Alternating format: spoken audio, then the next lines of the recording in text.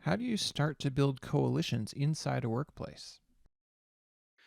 So when I was at the Center of Humane Technology, um, I started doing this trick where I would know people who are in integrity teams or trust and safety teams or responsible innovation teams, and I would have regular I'd become friends with them through the tools we just mentioned, um, and I would say, uh, I'd say something like, "Tell me, what's top of mind for you? What are you trying to figure out? What like if you're inside of a company and you're dealing with any product challenge, uh, there's way more problem to deal with probably than you have the capacity. So like, what are you looking to deal with?" And I would hear people who would say things like, here there are a range of challenges around youth mental health that we were trying to do something about, but our team is limited,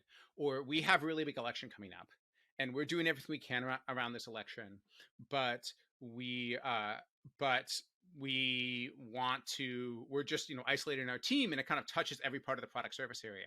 So we need people from across the company to be collaborating with us around how to prepare for this election. um, and I became really good at creating after spaces. So what I do, and this is a fake example because I don't want to give real examples, but it shows the tactic. What I do is, let's say it's an election that's coming up. I would find a handful of outside experts who knew a lot about the risk vectors related to that election. And they wouldn't necessarily be critical of the platform, but they would have a lot of really good information that product teams needed to know on the inside. And I would put together an event for people, for my allies on the inside, that would basically be like, look, here's some experts.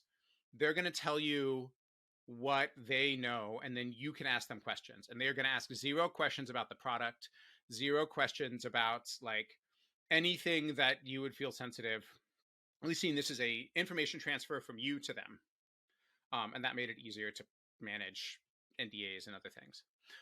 So then uh, my the folks I was working with would go and they would like advertise on a bunch of Slack channels, and they would find everyone they could around the org who cared about elections, who maybe wasn't part of the election integrity team, but for whom this mattered personally, right? Like it was a thing they wanted to talk about, right? So the whole point of getting these people here, like there was value in getting the people to, getting the experts I brought in to educate people, but the real value was getting everyone in a virtual room together, and getting people to see what are other people's questions about this.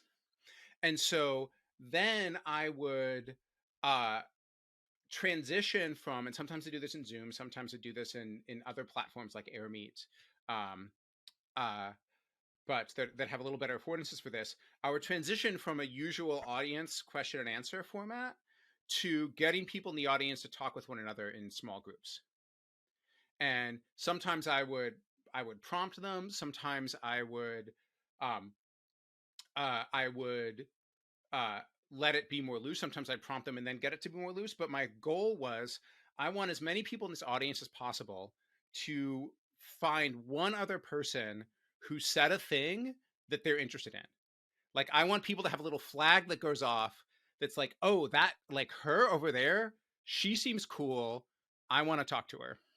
And then I want to give them a space where they're sort of free, where they can make those conversations happen, where they've got maybe just 15 minutes to like everyone who wants to talk to the person who you're most interested in talking to that you've heard say something in this presentation. And those liquid spaces afterward, um when they happen well, are magic. Like I've seen so many things come out of uh some really powerful like product features. New teams have been formed, conferences have been seated in those little spaces after the event, where people are just sort of like following up on the threads that have come out that are most valuable to them. So I'm often, uh, when I'm in a when I'm in a room, when I'm in a meeting, I'm sort of like looking for who in the room kind of gets a little like highlight flag on them that's like, oh, that's someone I want to follow up and talk with. um and then ideally I don't have to arrange that time with them cold. I can like talk to them for a few minutes afterward to establish why it's worth taking the time to have a coffee. um but I'm often looking to design for that kind of like after space where people know who they want to talk to. And if I'm joining events and my goal is to form relationships, I'm looking for events that are structured to have that. So I'm looking around for events that not just like have a have food and drinks afterward, but do the work to let me and everyone else know who we should be excited to talk to in that time.